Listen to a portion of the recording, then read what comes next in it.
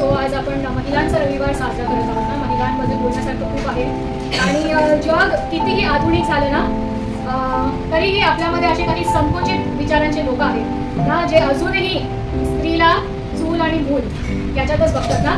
त्यांना हे नाही माहिती आहे की आज पुरुष स्त्रियांपेक्षा चांगली चूल सांभाळतात, किचन सांभाळतात ना पुरुषही. आज पुरुषही मागे नाही आहे कोणत्या गोष्टीत आणि स्त्रियाही आपल्या बहिणीही कोणत्याही गोष्टीमध्ये मागे नाही आहे. जर तुम्ही वर्ल्ड्स बेस्ट शेफ ना जगातील जर सर्वात उत्तम जेवण बनवणाऱ्यांची लिस्ट जर काढली तर त्याच्यात टॉपमध्ये एकही स्त्रीचं नाव नसेल, सर्व पुरुषांचीच नावं आहेत ना.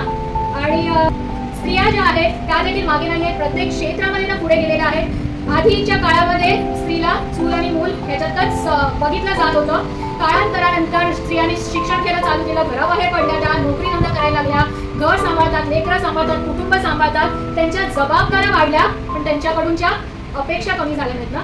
घराच्या बाहेर जरी त्या पडल्या तरी घर हे स्त्रीने सांभाळायला पाहिजे, लेकरं हे स्त्रीनेच सांभाळायला पाहिजे, महिन्याचं राशन जे आहे ते स्त्रीनेच भरलं पाहिजे, लेकरांची शाळेचं काय असेल अभ्यास जे असेल ते काय स्त्रीनेच केलं पाहिजे ना. Women's responsibility has increased but तिच्या ज्या जिम्मेदारी आहे, जबाबदाऱ्या त्या वाढल्यात पण तिच्याकडून ज्या अपेक्षा ह्या कमी झालेल्या नाहीयेत. इतकं सगळं करून सुद्धा आपण तिला किती गृहीत करतो ना, गृहिणी आहे म्हणून गृहीत करतो ना. बाहेर काम करून येते, घर सांभाळते, स्वयंपाक करते, लेकरांची काळजी घेते, परंतु एखादी चूक झाली ना, जसं मागच्या वेळेस मी जेवणाचं उदाहरण दिलं होतं, जेवणामध्ये मिठाची कमी जास्त झाली ना तर पुरुष मागे पुढे बघत नाहीत ना, आवाज चढवायला त्याच्यावरती. आता दादाने उदाहरण दिलं त्यांच्या कामाच्या ठिकाणी ना 90% स्त्रिया होत्या. तुमची बॉस पण फिमेल होती का? जर कामाच्या ठिकाणी तुमची बॉस जर एक स्त्री असेल आणि कितीही जर तुम्हाला राग आला तर तुम्ही तिच्यावरती आवाज चढवता नाही ना. कितीही काही झालं, कितीही संतापी होते तरी तुम्ही काय कराल, कंट्रोल कराल. बरे मीटिंग रूममध्ये असाल, मीटिंग मधून बाहेर आल्यावरती काहीतरी वाईट बोला पण तोंडावर बोलण्याची हिंमत नाही होत ना. का? पापी पेट का सवाल आहे ना, नोकरी धंद्याचा प्रश्न आहे ना. पण तेच घरी तुमची स्त्री त्या पापी पेटला जे चांगलं अन्न खाऊ घालते तिच्यावरती आवाज चढवण्याच्या आधी आपण विचार नाही करत ना. का? तर ती गृहिणी आहे तर आपण काय करतो, तिला गृहीत धरतो ना. जसं मी म्हटलं की एका स्त्रीला खुश करणं फार कठीण नाहीये, फक्त 4 आपुलकीचे, आपलेपणाचे, प्रेमाचे, कौतुकाचे शब्द तिला हवे असतात आणि त्याच्याबरोबर सर्वात महत्त्वाची गोष्ट तिला हवी असते ते म्हणजे आदर.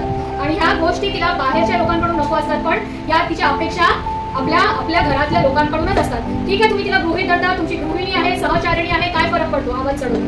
जर इतकं तुम्ही तिला गृहीत धरता सो जर तुम्ही तिच्यावरती राग करता तर तिची माफी मागण्याची क्षमता पण तुम्ही केली पाहिजे ना. जर तुम्ही तिचं मन दुखवण्याचा हक्क समजता तर तिची मन धरणी करण्याचा देखील हक्क असला पाहिजे. त्याच्यामध्ये तुम्हाला कमीपणा नाही वाटला पाहिजे ना. आपण we talk so much about men and women equality, स्त्री पुरुष समानता बद्दल आपण खूप काही बोलतो ना, तरी पण आज आपण काय करतोय, पुरुष प्रधान समाजामध्ये राहतो ना. आणि ज्यावेळेस आपल्या बहिणी, लाडक्या बहिणी पुढे जायला लागतात ना, आज कोणत्याही क्षेत्रामध्ये, मग ती देवाची मंडळी असो किंवा स्पोर्ट्स असो किंवा अजून काहीही असो, राजकारण असो, प्रत्येक गोष्टीमध्ये आज स्त्रीचं स्थान आहे ना, तिने आपलं स्थान बनवलेलं आहे. पण ज्यावेळी स्त्री पुढे पाऊल टाकते, आपल्या जेव्हा लाडक्या बहिणी पुढे जातात तेव्हा काय होतं, आपल्या काही दादांच्या पोटात दुखायला लागतं ना. मंडळीमध्ये जेव्हा स्त्रिया पुढे येतात, बाय गॉड्स ग्रेस, देवाच्या दयेने माझ्या जीवनामध्ये खूप चांगले 2 दादा देवानी दिलेले आहेत. एक आपले नितीन दादा आहे आणि एक योहान दादा आहे, जे खंबीरपणे माझ्या बरोबर उभे आहेत आणि मी खरोखर त्याच्यासाठी परमेश्वराच्या नावाला धन्यवाद देते. प्रार्थना करते की असे दादा प्रत्येक लाडक्या बहिणीला मिळो ना. पण असे समाजामध्ये सगळेच असे लोक नाहीयेत ना, सगळेच असे पुरुष नाहीयेत. कारण जसं मी म्हटलं आपण पुरुष प्रधान समाजामध्ये राहतो ना, तर जशी एखादी स्त्री पुढे येते तसं काय होतं, आपल्या काही दादांच्या पोटात दुखायला लागतं. मग तिला कसं खाली खेचायचं, तिला कसं पाडायचं याचा ते प्रयत्न करत राहतात. मग ती वर्शिपच कशी करते, वचनच कसं देते ना.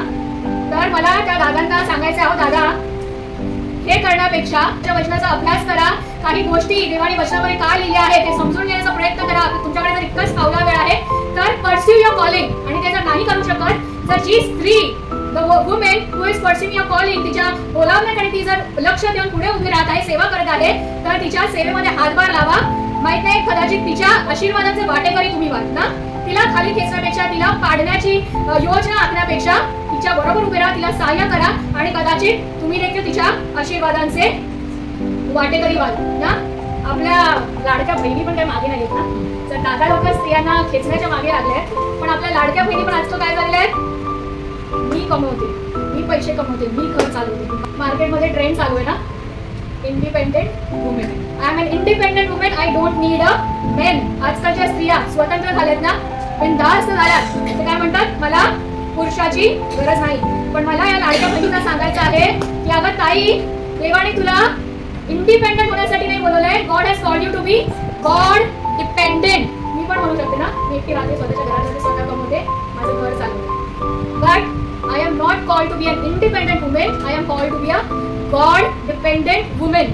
आत्मनिर्भर बनो, आत्मनिर्भर बनणं चांगली गोष्ट आहे, पण देवाने आपल्याला देवावरती निर्भर होण्यासाठी बोलवलेलं आहे. हे आपल्या बहिणींना समजण्याची गरज आहे ना. आपण एक वचन वाचू, नीतिसूत्रे 16:18. स्त्रिया आज कुठल्याही क्षेत्रामध्ये मागे नाही आहेत, पण त्यांनी त्याचा गर्व नाही केला पाहिजे ना.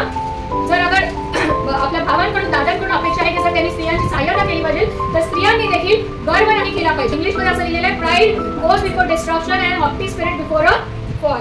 स्वतःच्या पडण्याचं कारण बनू नका. आज मला हे आपल्या स्त्रियांना सांगायचं ना, गर्व करून मी मी मी करते ना. आपल्याला काय करायचंय, आत्मनिर्भर बनायचंय, पण त्यासोबत आपल्याला देवावर देखील निर्भर व्हायचंय.